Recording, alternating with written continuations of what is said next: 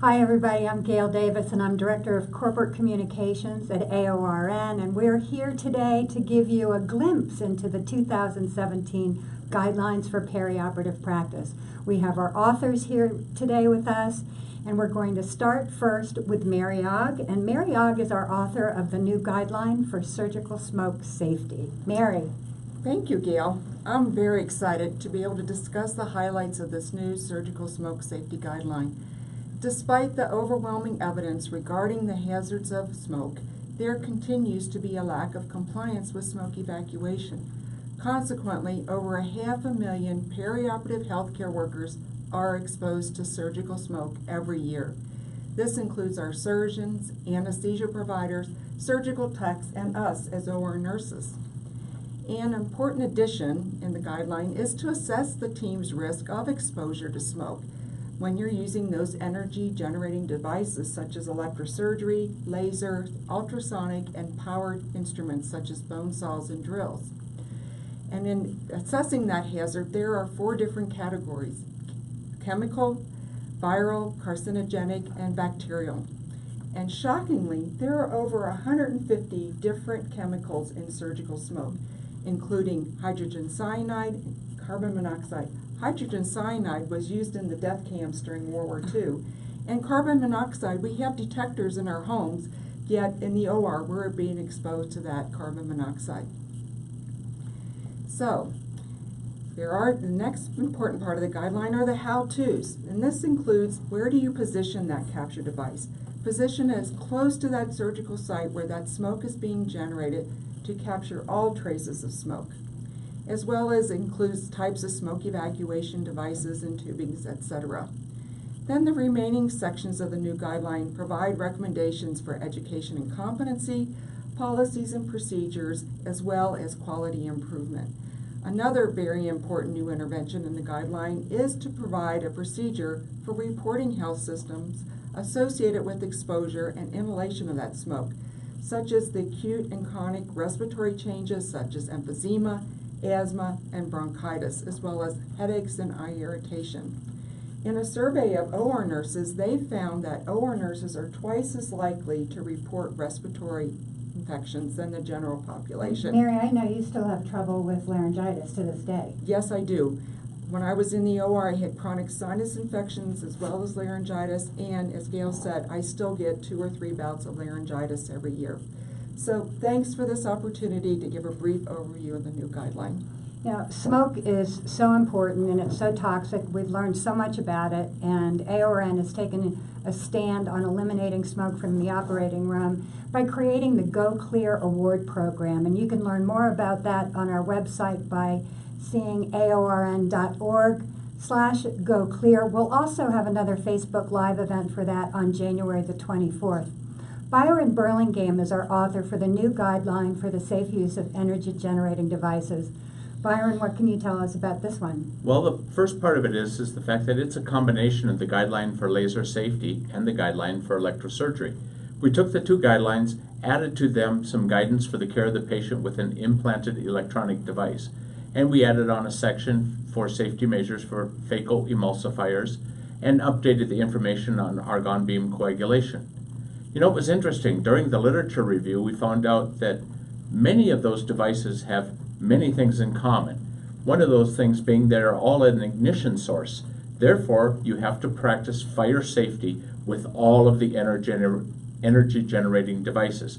And one of those examples is the fact that you got to let the alcohol-based prep agents dry before you actually use the energy-generating device. We also, as I said, added in a new section on caring for a patient with an implanted electronic device. And this recommendation describes the steps that you have to take that are actually additional to all of the steps that you take for the use of electrosurgery. And then we have a big, huge chunk on laser safety precautions. This chunk actually describes everything from developing a laser safety program to actually the strategies that you need to implement to protect yourself and the patient from the dangers of lasers. And one of the other things we really did, as crazy as it is, we changed the names of the people and the roles that are in the OR.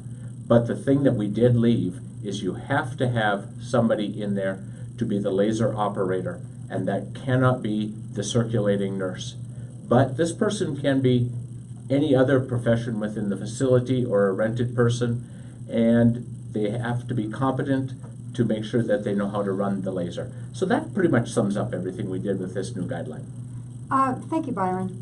We've heard now from Mary and Byron on 2 new guidelines. I'm going to turn now to Amber Wood, who can tell you about changes coming for the hand hygiene guideline in 2017. Thanks, Gail. Well, we took a close look at the evidence on hand hygiene that was specific to the perioperative setting. And what we found in the literature were examples of indications for hand hygiene that are specific to us in the peri-op setting. So, for example, you'd want to perform hand hygiene after counting used sponges, or before performing an aseptic task like your antiseptic skin prep for the patient.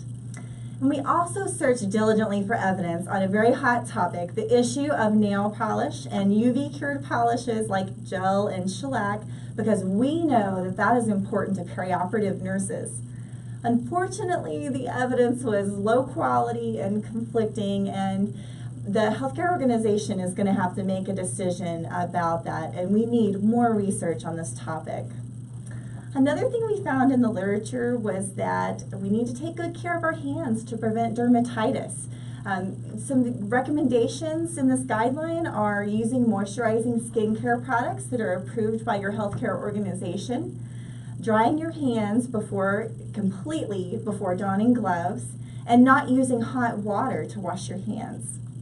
And finally, it's important to include patients in the hand hygiene program. We want patients and visitors in the unrestricted areas to have access to hand hygiene products because we want to engage them in our mission to prevent healthcare-associated infections and reduce contamination in their environment. Thanks, Amber. I was interested in your comment about hot water.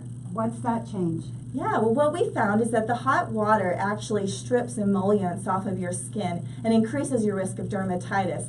It's kind of like when you wash your sink, you're washing dishes, and you've got butter on a dish. If you put hot water, you can get that butter right off. But if you use cold water, you can't get the oils off of that plate. It's the same thing with your hand. If you use the hot water, it strips all those oils off and increases that dermatitis risk. Well, and that makes a lot of sense, and it's certainly helpful to know for practicing nurses because the hands get dried out, and better self-care for the hands is going to be better for the patient as well. So that's good and new information for all of us. Next up is Mary Farron. Mary's been hard at work updating the minimally invasive surgery guideline. Mary. Thanks, Gail. Well, the minimally invasive surgery guideline is very broad, and we focused on the safety concerns for implementing technology required to perform those smaller incisions in less invasive procedures. The challenge for perioperative RNs is managing all the equipment that is brought into the room to visualize that surgical site.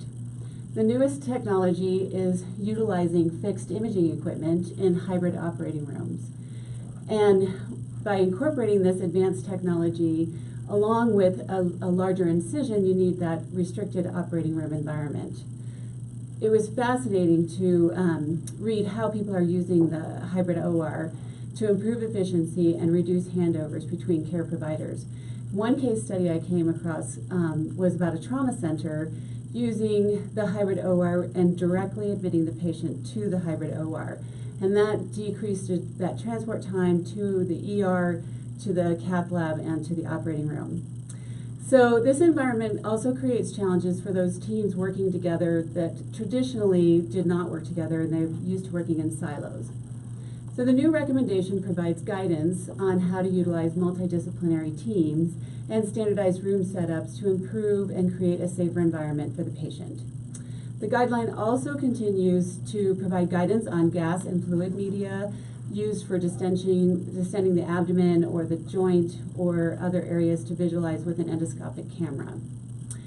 So it's important also to note that to use the latest edition of the AORN guidelines, because we took some of the information out of the minimally invasive surgery guideline and incorporated that into other guidelines, such as prevention of retained surgical items. There's more detail on using counted items for minimally invasive surgery and how to do that. The energy generating devices is in that guideline. And then we talk about positioning in that reverse Trendelenburg position in the new guideline. And also now with the surgical smoke safety guideline, that information is contained there. So that's a lot of new information, and that proves the importance of keeping up with the guidelines because of the constant revisions, the constant changes. And what our staff nurses are learning is there's new evidence. We continue to make progress in studies and make new determinations so that we can update the guidelines appropriately for your practice. We've talked about 2 new guidelines. We've talked about 2 important revisions to MIS and hand hygiene. We also have a new guideline coming out on positioning the patient. That's going to be available in the first quarter of 2017. Sharon Van Wicklen is its author, and we're going to ask Sharon to give us an update and tell us what to expect. Hi y'all. So I am so pleased to be able to tell you that the newly revised and updated AORN guideline for positioning the patient will be posted for public comment on our website beginning Monday, January 16th through Tuesday, February 14th. This guideline provides guidance to all perioperative team members for transporting, transferring, and positioning perioperative patients. And if you've never participated in the public commenting process, I would just strongly encourage you to do so. It's just a really wonderful opportunity for you to be a part of our guideline development process.